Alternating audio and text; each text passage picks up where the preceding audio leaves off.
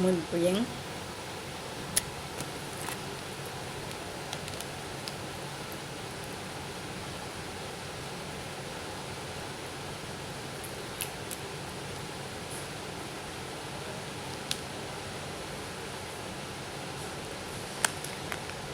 Buenos días, queridos y estimados estudiantes. Vamos a trabajar un poquito. Hoy es ya 22 de septiembre y la agenda que vamos a tener esta mañana es la siguiente.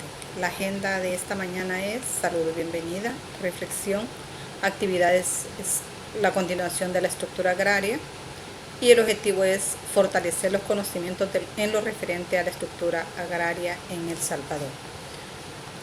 Como reflexión tenemos ahí que un pensamiento. Dice, lo que sabemos es una gota de agua, lo que ignoramos es un océano. ¿Qué significa esto? Que el conocimiento es vasto, hay mucho conocimiento y nosotros tenemos apenas una pizquita de conocimiento. Por lo tanto, vamos a decir que somos ignorantes en muchas cosas. Por lo tanto, también es importante reconocer que debemos de permanecer siempre en aprendizaje, estudiando, leyendo, ¿verdad? Para poder conocer un poquito más, porque el universo es inmenso y las áreas del conocimiento también son muchas. Así es que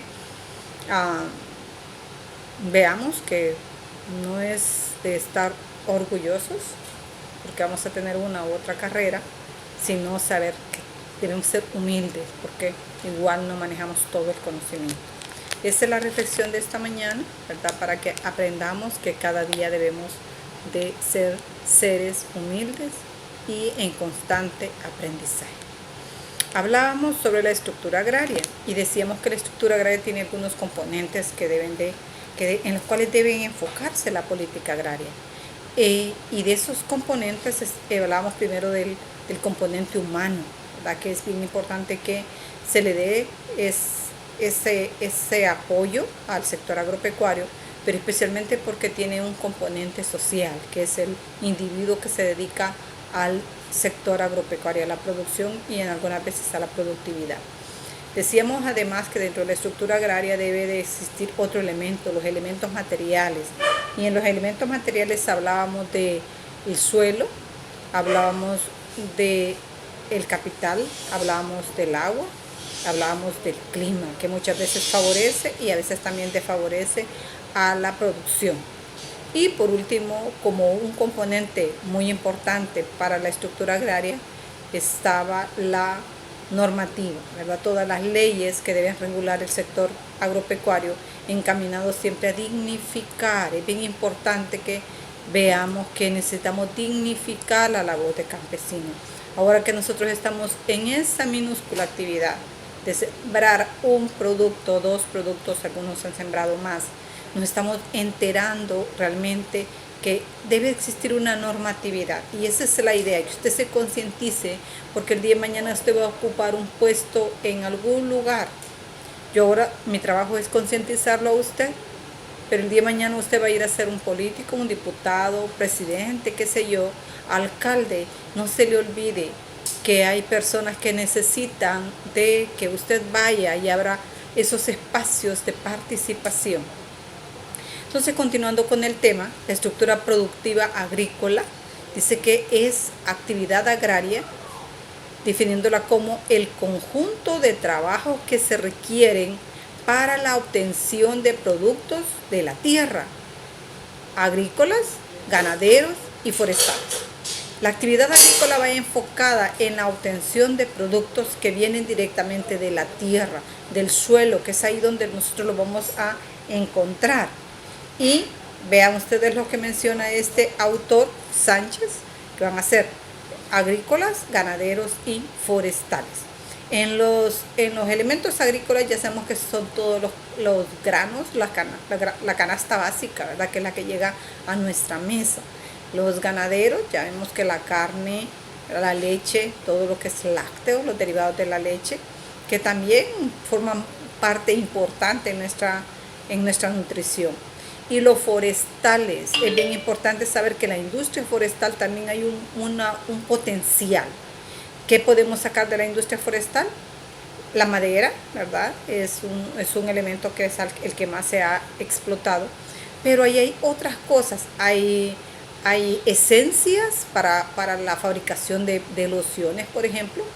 Aceite para la fabricación de aceites también. Aceites que se usan en la cosmética, para dolores, qué sé yo, para inflamación. Todo eso allí lo podemos encontrar en el área forestal. Entonces es un área que también puede servir de gran apoyo al campesino si se le dan las herramientas necesarias, ¿verdad? ¿Por qué? Porque si vamos a hablar de sacar una esencia de las raíces, de las hojas, de los árboles, de las flores, entonces hay que darle la parte técnica, la parte científica de cómo es que el campesino va a obtener estas esencias que las va a llevar al mercado. Dice, al acotar la definición, esta definición que ha dado Sánchez, al plano estrictamente agrícola, se tiene que la Organización de las Naciones Unidas para la Agricultura y la Alimentación, la FAO, define la actividad agrícola como una actividad llevada a cabo por el hombre, que a través de cultivar la tierra produce alimentos para la población humana. Ya la FAO ve la agricultura como un elemento importante para la alimentación, que eso es lo que les ha preocupado en algunas reuniones que se han tenido, en que hay que darle la alimentación que la población requiere, ¿verdad? Porque se ha hablado últimamente de la crisis alimentaria, porque hay sociedades que no se están alimentando como se debe alimentar y hay tremendos problemas de obesidad en niños, en muchachos, en jóvenes, los cuales tienen obesidad mórbida. Entonces es porque la alimentación no es la adecuada. O sea, habría que volver a nuestras raíces para poder tener una excelente alimentación. Por eso la FAO habla en esos aspectos. Dice, las actividades agrícolas, por tanto, son las que posibilitan la producción de alimentos a través del proceso de producción, el cual está compuesto por el trabajo humano. Es bien importante reconocer la labor del ser humano en la producción agrícola, que es realizado, dice, para la transformación de los recursos naturales bajo determinadas relaciones de producción, y esta definición la da Hanecker. Es decir, que el elemento humano dentro del proceso de producción para generar alimentos es importante que se tome en cuenta, es importante que se le dé la dignificación necesaria en esa estructura agraria. Dentro de la agricultura es posible que coexistan diferentes relaciones de producción. Coexistir es existir al mismo tiempo, debido a la heterogeneidad de los procesos productivos y a las características particulares de cada territorio. ¿De qué se está hablando acá? De que puede ser que, de acuerdo a la vocación que tenga la tierra, puede dar un cultivo o puede dar otro cultivo, o en algunas épocas del año servir para producir un producto y en otras épocas del año para otro producto. En caso de la agricultura se caracteriza por poseer una combinación de dos tipos antagónicos de producción: el modo de producción capitalista y el modo de producción no capitalista. ¿Por qué antagónico? Porque están, voy a decir que están en pugna, voy a utilizar esa palabra, en pugna. Es decir, que el modo de producción capitalista es aquel que lleva a la explotación, de la que hablaba Karl Marx en todos sus discursos, en los libros que él nos ha dejado, donde se va y se explota para la comercialización. Y el modo de producción no capitalista es aquel modo de producción en la cual la producción es para el abastecimiento de las comunidades. ¿Cuáles son los beneficios, por ejemplo, de la producción capitalista? Es decir, que el dinero que los campesinos adquieren por el cambio de sus productos por dinero, sirve para abastecer otras necesidades. Pero ¿cuál es el problema de esto? Es la explotación del hombre, la explotación del hombre por el hombre, ¿verdad? Porque los salarios, en algún momento lo hemos hablado, los salarios no son equitativos a la labor que ejerce el hombre en el campo, a ese trabajo que hace pesado, ¿verdad? No es equitativo la cantidad de dinero que gana por vender su fuerza, así se llama, fuerza de trabajo. Pero por otro lado, el no capitalista es bien complicado porque es para el autoabastecimiento, pero el ser humano necesita suplir otras necesidades, ¿verdad? No solo las necesidades alimenticias, sino la necesidad de calzado y otras necesidades que tiene por ahí. Entonces, cabe señalar que una de las diferencias fundamentales entre la producción capitalista y la no capitalista radica en el destino del producto. ¿Sí? Dice que en el caso de la producción no capitalista es utilizada principalmente para la subsistencia. En el caso que les decía yo es autoalimentarse, voy a decir, y de la autosuficiencia de los pequeños productores, y no para la obtención de ganancias. Esa es la diferencia entre la no capitalista y la capitalista, que la capitalista busca obtención de ganancias, y cuando buscamos obtención de ganancias, ahí es donde vamos a explotar, porque a veces no nos importa el trabajo o el comprar la fuerza de trabajo a las personas, sabiendo que muchas veces vamos a faltarle a la dignidad de las personas a cambio de que vamos a tener una ganancia. Entonces, esa es la diferencia que existe entre la economía o la producción agrícola capitalista y no capitalista. A manera de conclusión de esto que estamos hablando de capitalista y no capitalista, a manera de conclusión se puede establecer que la sumisión indirecta de la producción no capitalista al capital, característica de la agricultura de subsistencia, se realiza fundamentalmente por medio de dos formas: la venta de mano de obra estacional y la intermediación en los mercados.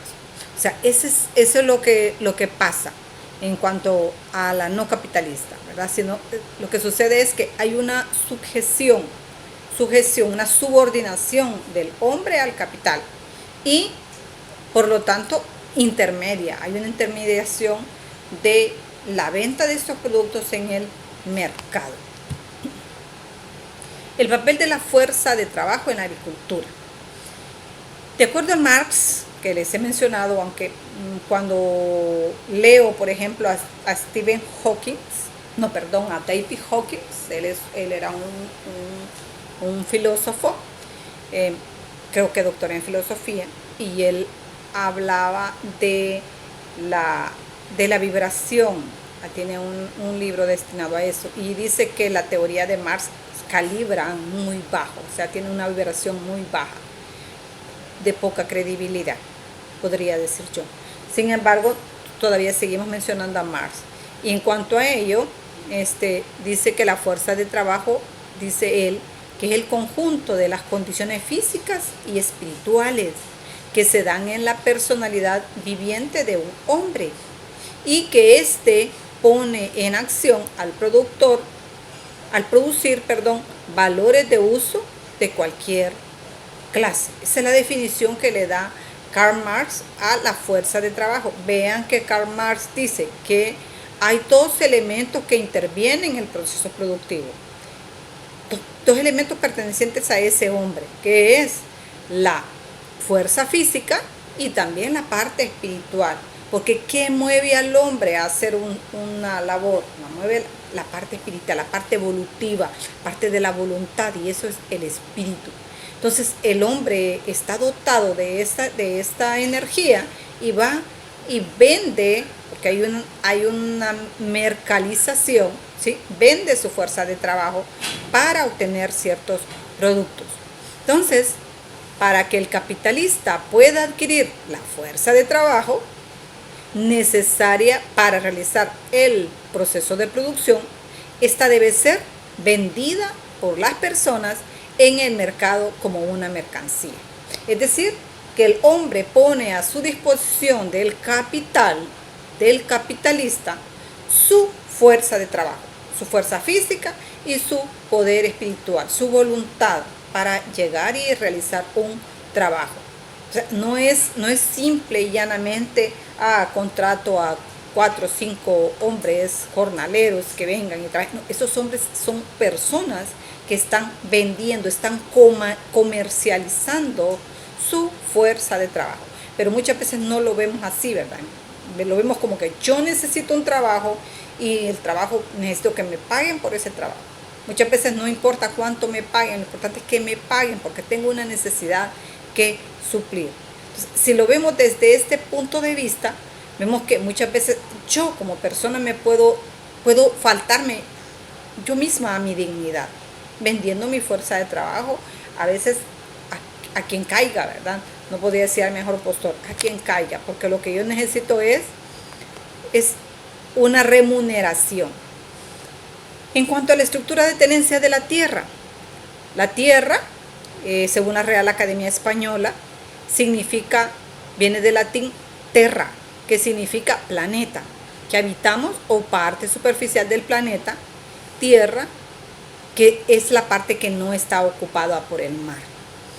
Para poder definir este recurso natural es necesario tomar en cuenta sus características principales, las cuales, según Capraro, son: primero, la tierra tiene un carácter limitado.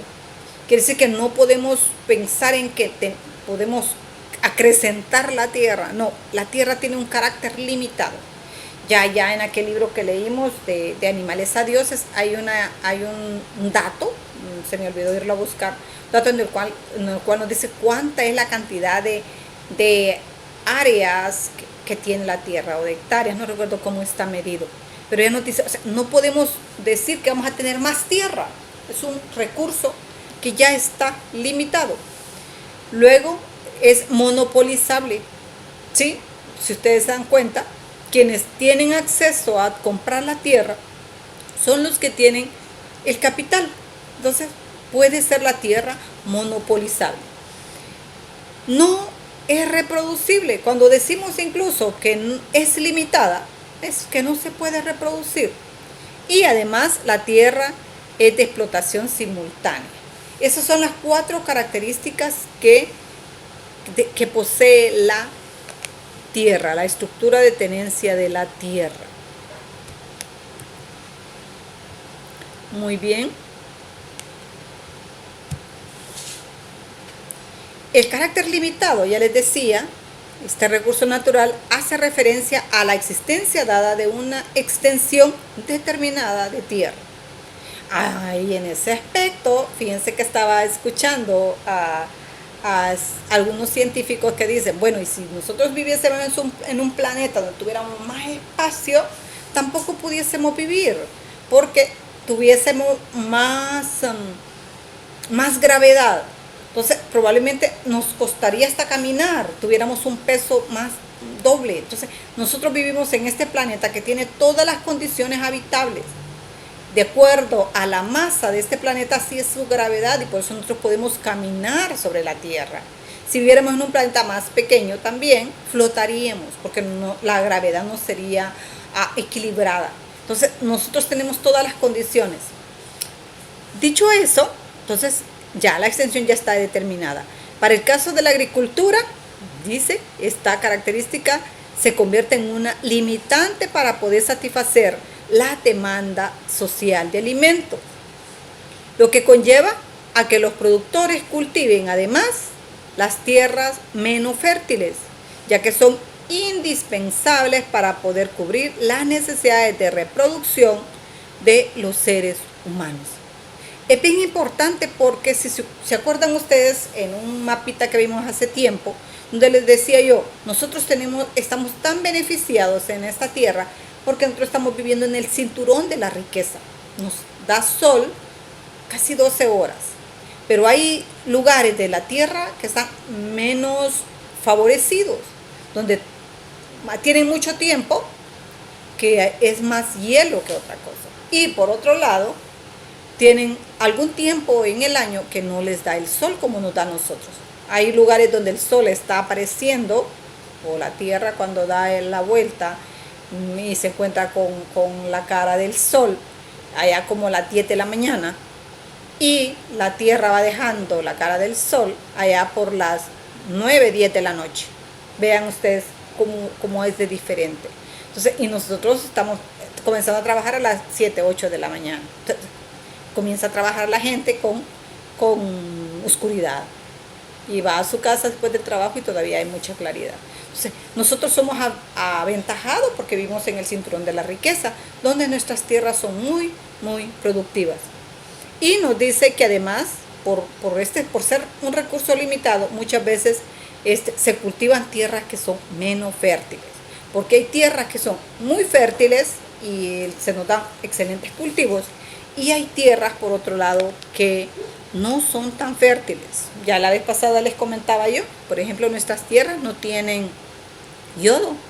Entonces el Estado pone el yodo en la sal, porque el yodo es un elemento que le sirve a usted para la glándula de la tiroides, para que le funcione bien la glándula de la tiroides.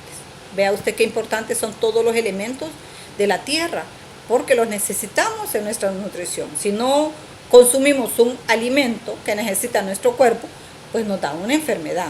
Entonces por eso es importante que esos productos que vienen de la tierra pues vengan con los nutrientes necesarios.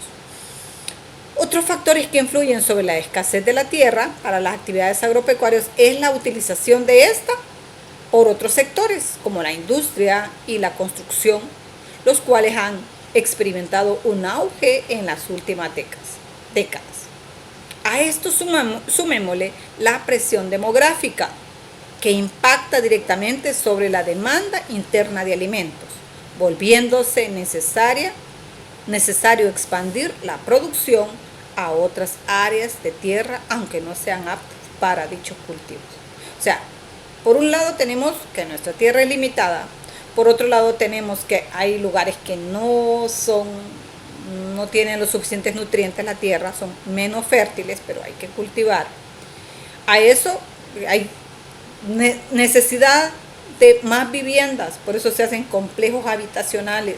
Y nosotros en el país tenemos un problema, construimos de manera horizontal. En otros países construye de manera vertical, ¿verdad? Ahí se va alojando las personas en los apartamentos. Nosotros no tenemos esa cultura.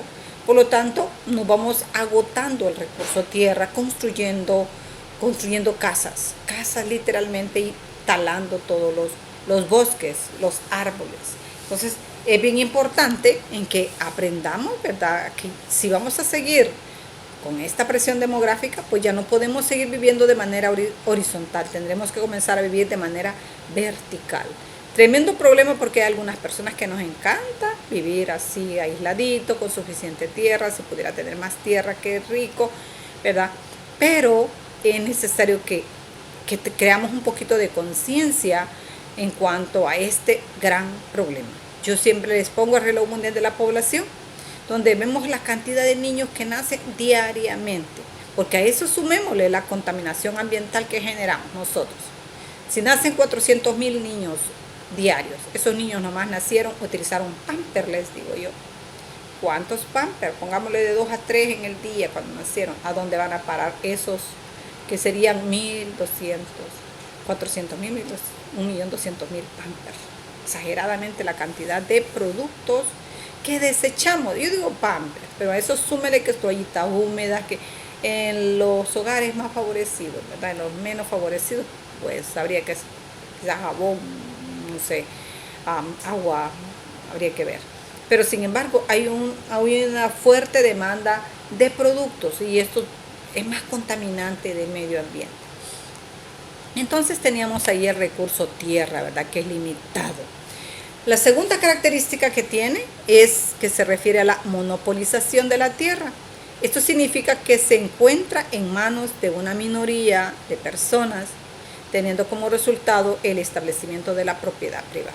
Eso no lo podemos negar, en que la tierra siempre, aunque estamos hablando de que se debe de dar la tierra a quien la trabaja, siempre la tierra está en pocas manos. los que son dueños de las tremendas extensiones de tierra, es la gente que tiene el capital. En cualquier país del mundo, siempre es así. Así es que uno de los aspectos, ¿verdad?, que tiende a la monopolización.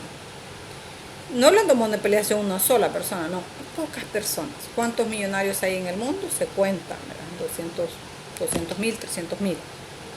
Es poquita la gente que tiene acaparado el poder económico.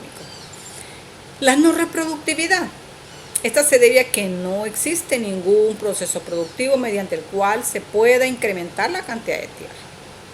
Es una cosa que ni soñado, ¿verdad? Ni igualar las condiciones de fertilidad de un suelo con otro, aunque sí se pueden mejorar las condiciones de los suelos menos fértiles a través de introducción de innovaciones tecnológicas. Hay algunos experimentos ya, ¿verdad?, de hacer casas en el agua para que las tierras sirvan para la producción, complejos habitacionales en el agua, debido a que el problema que tenemos es que la tierra es limitado, el recurso tierra. La explotación simultánea, que es la otra característica, se refiere a la coexistencia en el tiempo de la producción de diferentes tipos de suelo, así como también de la inversión en capital. Por ejemplo, en el caso del cultivo de maíz, en la entrada de la temporada de invierno marca el inicio de la siembra de este producto.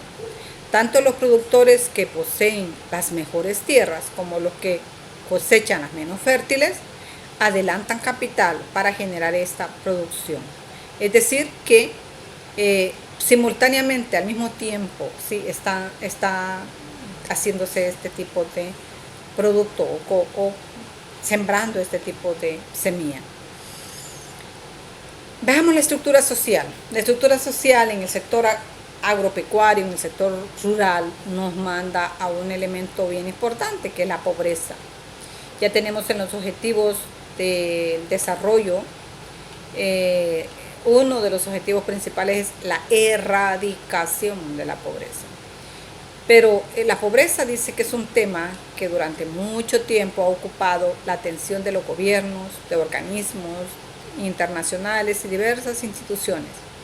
El interés en dicho fenómeno se apoya en el hecho de que todo ser humano tiene necesidades básicas que deben ser sustentadas.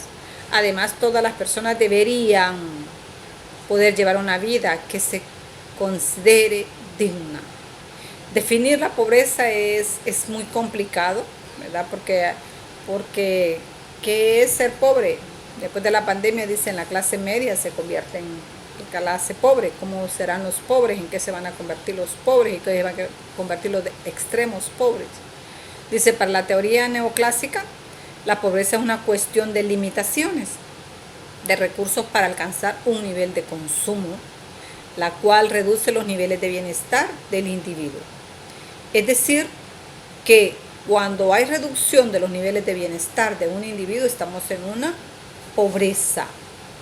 Esta concepción de pobreza resulta limitada en el sentido que toman en cuenta solamente los aspectos de carácter material, y además supone que la dotación inicial de todos los individuos es equitativa. ¿Sí? Entonces, esta definición de pobreza, que nos lleva a que va a alcanzar un nivel de consumo, ¿sí?, recursos para un nivel de consumo, todavía se queda corta, porque lo que va logrando es la parte material. Pero el hombre no solo es materia, el hombre también tiene una parte espiritual, y muchas veces la pobreza es en valores, la pobreza es en educación, la pobreza es en que no hay las oportunidades necesarias para salir adelante. La definición proveniente del pensamiento marxista se basa en las desigualdades entre clases sociales, producidas por la explotación, que se manifiesta en la apropiación del excedente que otros producen por parte de la clase dominante, teniendo un efecto sobre el nivel de bienestar de la clase explotada. Para esta vertiente, de pensamiento, la situación de pobreza tiene su raíz en los problemas de la estructura económica. ¿Sí? Dice que la pobreza es producto de la forma en cómo se organiza la sociedad, reproduciendo al funcionamiento del sistema capitalista. ¿Sí? O sea, no debería existir gente pobre, porque recursos en esta tierra hay. Pero ¿por qué hay pobreza?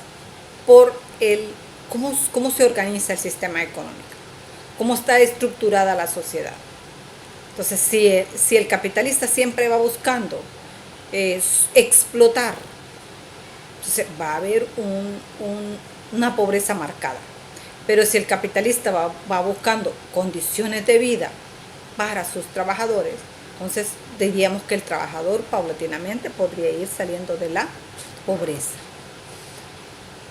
En el análisis teórico de la pobreza se puede observar cómo las dos concepciones se contrastan. En tanto que la teoría neoclásica fundamentalmente concibe a la pobreza como una carencia material y no toma en cuenta la complejidad de la organización social, mientras que la visión marxista encuentra las raíces de la pobreza en la forma de organización social del sistema capitalista. Y no solo lo entiende como un problema de carencia material, sino que le da la importancia a la exclusión que provoca el mismo sistema de producción dominante. ¿Sí? Les hablaba hace unos minutos del monopolio, cómo la tierra se monopoliza y el que tiene la tierra pues es el que tiene el capital. Y la mayoría de personas, como no tienen el capital ni tienen la tierra, ¿qué tienen que hacer? Subyugarse a esta forma de producción.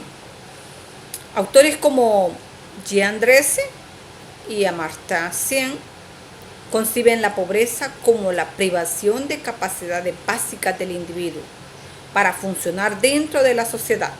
Vean lo que dice esta persona.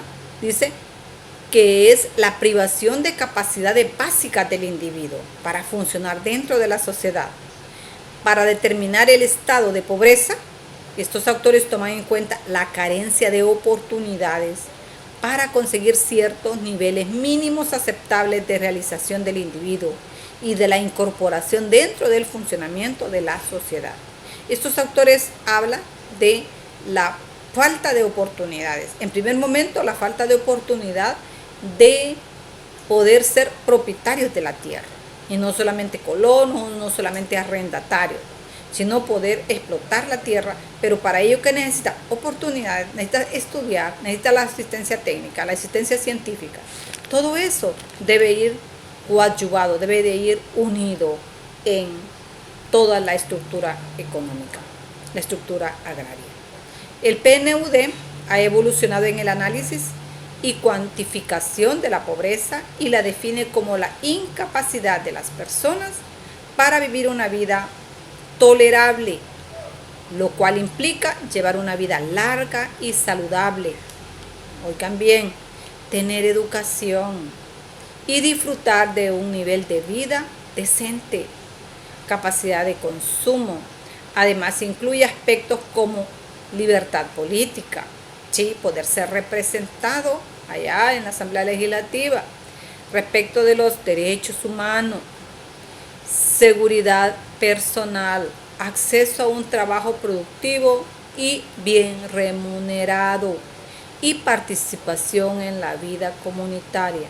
El PNUD involucra más aspectos en los cuales el ser humano, el ciudadano, si se le incorporara realmente, podríamos hablar de que estaría realmente incluido, inmiscuido en una sociedad. Y no estamos diciendo que no se dedique a la agricultura, no estamos diciendo eso. Estamos diciendo de que se le debe de dar la importancia que éste merece, ¿sí? Cuando el PNUD habla de que debe tener educación, si no es necesario que saque un título, pero que sí se eduque, que sí conozca algunos aspectos importantes para poder ser más productivo. disfrutar de un nivel de vida decente, dice, ¿sí?